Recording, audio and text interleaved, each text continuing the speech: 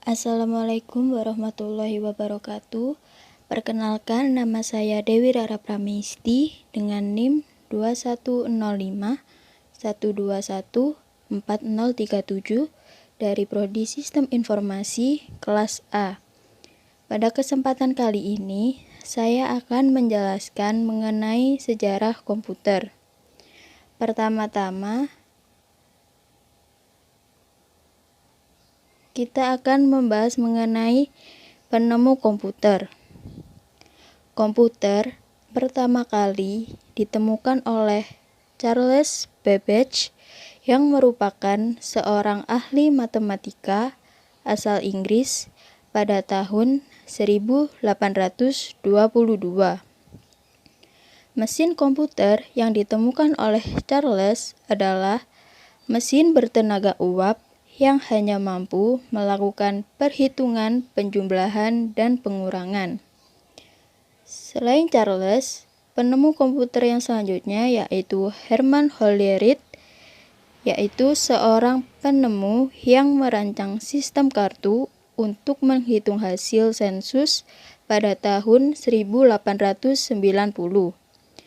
Dengan keahliannya dalam bidang teknologi, ia mendirikan perusahaan komputer bernama IBM Corporation.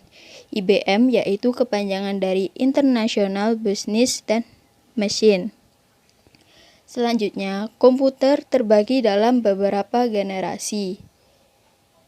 Nah, untuk yang pertama yaitu komputer generasi 1. Generasi 1 ini dimulai pada tahun 1941 hingga 1959. Pada komputer generasi yang pertama diciptakan menggunakan tabung vakum sebagai komponen dasarnya. Dalam pengoperasiannya, komponen ini membutuhkan banyak daya listrik. Contoh dari komputer generasi yang pertama adalah ENIAC atau Electronic Numerical Integrator and Computer.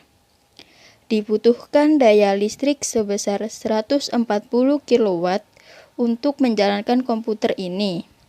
Bahasa yang digunakan adalah machine language. Dapat dilihat pada slide ini. Pada gambar tersebut terlihat bahwa komputer pada generasi yang pertama memiliki bentuk yang sangat besar dan setinggi manusia, serta seperti memiliki bilik-bilik seperti lemari. Nah, ciri-ciri komputer pada gen yang pertama yaitu yang pertama menggunakan silinder magnetik untuk menyimpan data.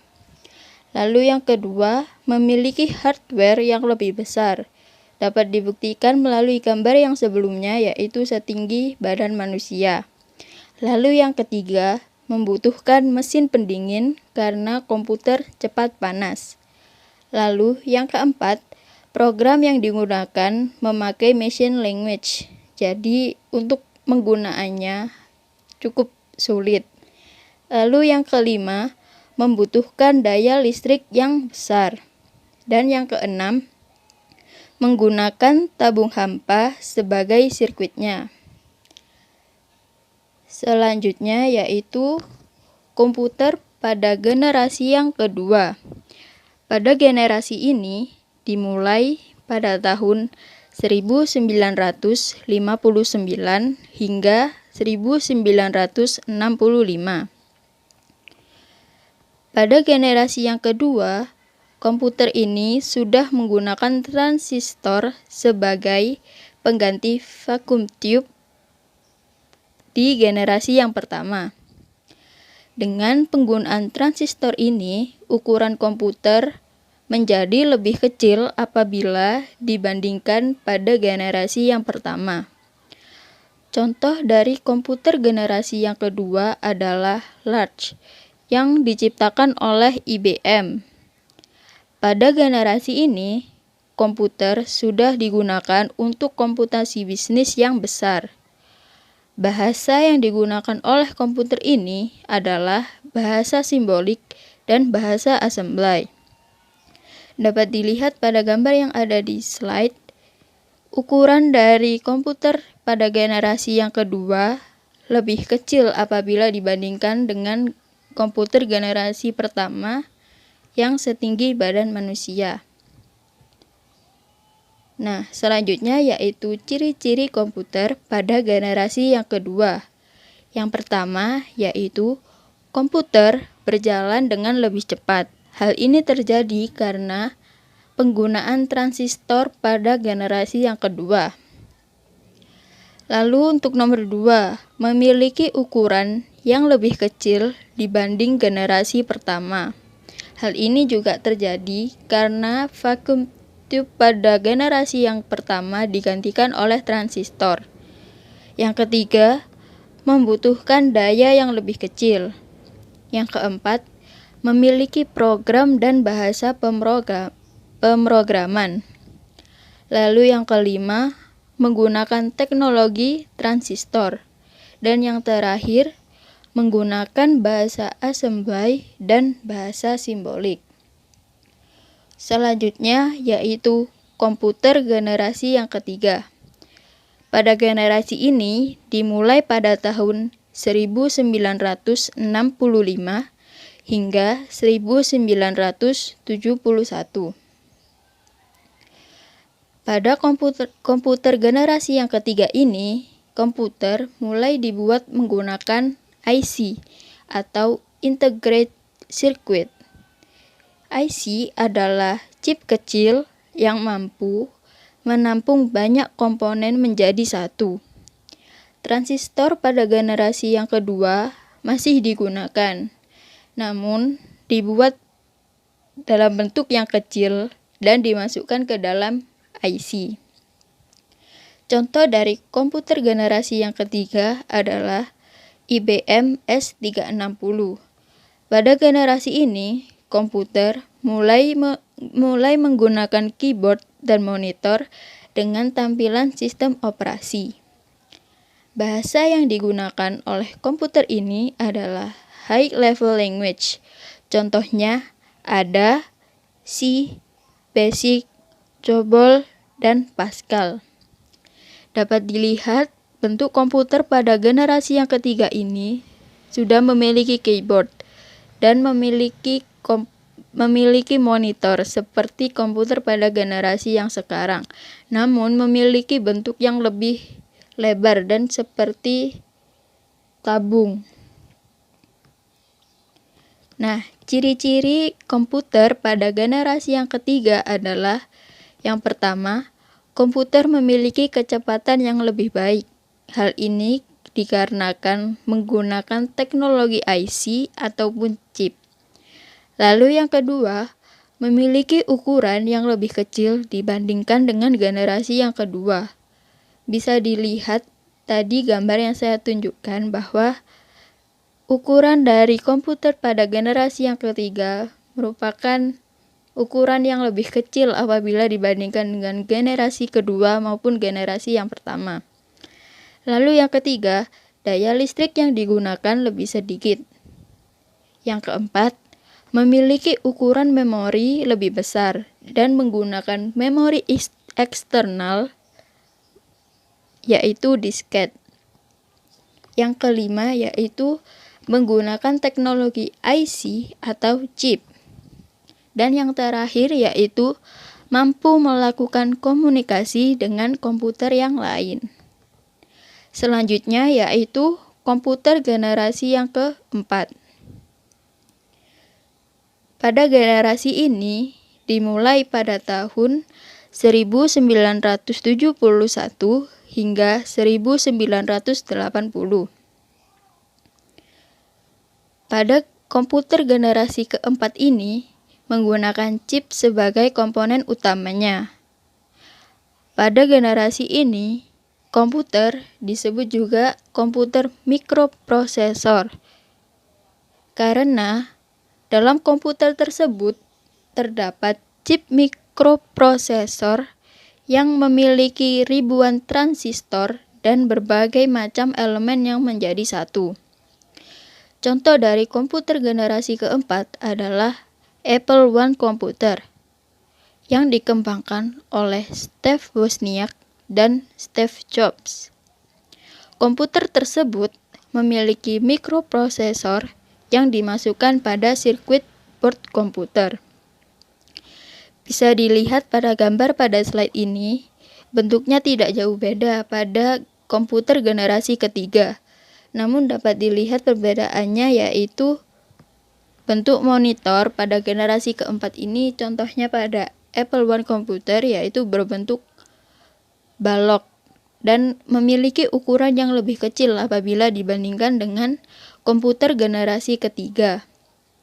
Selain itu, memiliki kesamaan yaitu masih menggunakan keyboard dan bentuk dari monitornya seperti tabung. Selanjutnya yaitu ciri-ciri pada komputer generasi keempat. Yang pertama yaitu memanfaatkan mikroprosesor. Yang kedua, IC yang digunakan lebih kompleks dan terintegritas.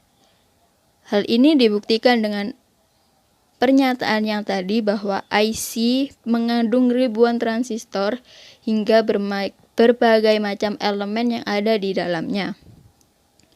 Lalu yang ketiga, dapat menampung hingga ratusan ribu IC. Yang keempat yaitu menggunakan LSI atau Large Scale Integration. Dan yang kelima yaitu memiliki sistem operasi dengan konsep Graphical User Interface atau GUI. Dan yang terakhir yaitu pemrosesan cepat dan daya yang dibutuhkan kecil.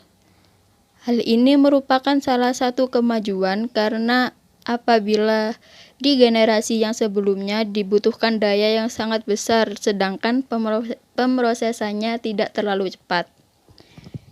Untuk selanjutnya yaitu komputer generasi kelima, yaitu generasi yang terakhir. Komputer generasi yang kelima dimulai dari masa sekarang hingga masa depan. Pada komputer generasi kelima ini memiliki fitur-fitur yang jauh lebih canggih dibandingkan generasi-generasi yang sebelumnya. Komputer pada generasi kelima memiliki unsur artificial intelligence atau kecerdasan buatan. Contoh tipe komputer generasi yang kelima adalah komputer desktop, laptop, Chromebook, notebook, dan ultrabook.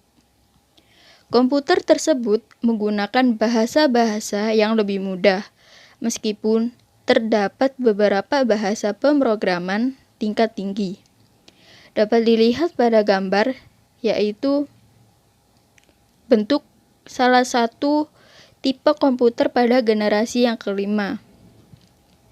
Memiliki monitor yang lebar, sedangkan bodinya yang tipis, tidak seperti komputer pada generasi yang sebelumnya yang berbentuk seperti tabung.